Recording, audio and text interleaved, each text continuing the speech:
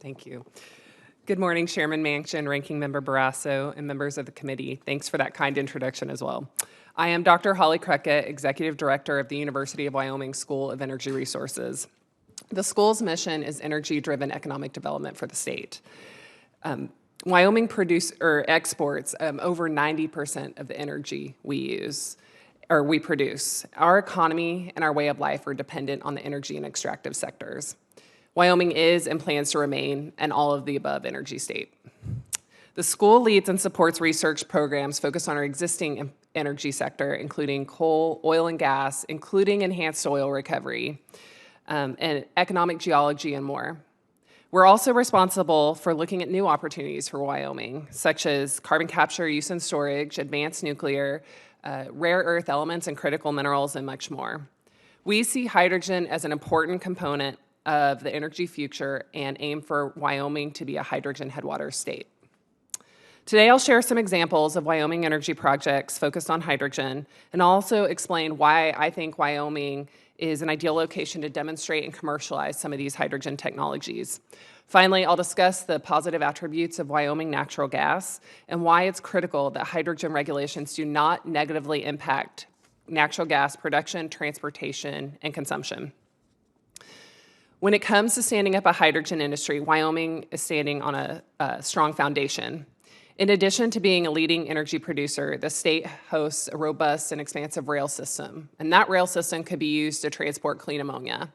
We also have an extensive natural gas pipeline network, and that offers the opportunity to transport clean hydrogen and blends of hydrogen and methane, which is probably the most likely opportunity in the near future.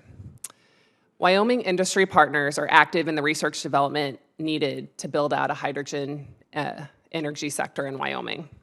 For example, the school is working with both Williams and Tallgrass on applied research related commercial scale projects in Wyoming. The school's Center for Air Quality and Wyoming natural gas producers have long collaborated to reduce the methane footprint of our natural gas production. For example, Jonah Energy's achieved the gold standard in the United Nations-sponsored oil and gas methane partnership. Similarly, Pure West is working with Project Canary to verify 90% of its production in the state of Wyoming.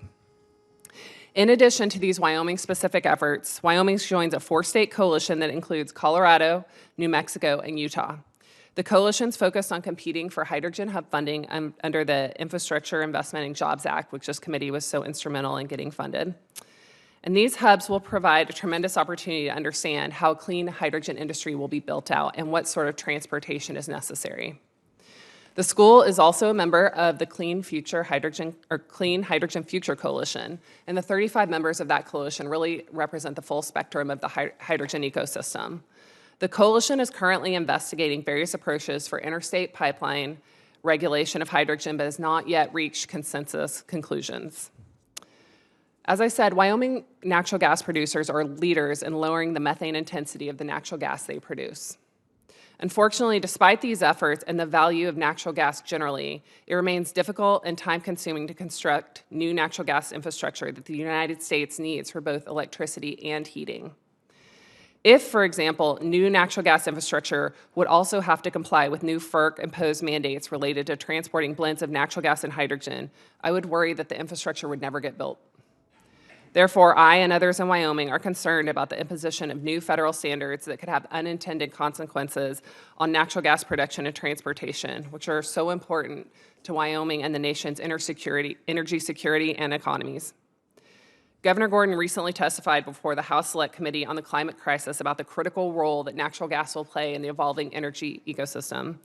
Similarly, the Wyoming Energy Authority filed comments that express Wyoming's concerns with pending FERC policies that may slow the build-out of necessary natural gas infrastructure. Wyoming, and thus the School of Energy Resources, is fully committed to becoming a leading hydrogen producer and exporter. I understand there's a question as to when and how to regulate this emerging industry. Between the research, hydrogen hubs, and coalition consensus building I've mentioned, much work is underway that can inform future regulations. We'll learn a tremendous amount in the next few years. Thanks for the opportunity to share Wyoming perspective on hydrogen and related federal regulatory authorities. And thanks so much for tackling such an important topic for Wyoming and the nation.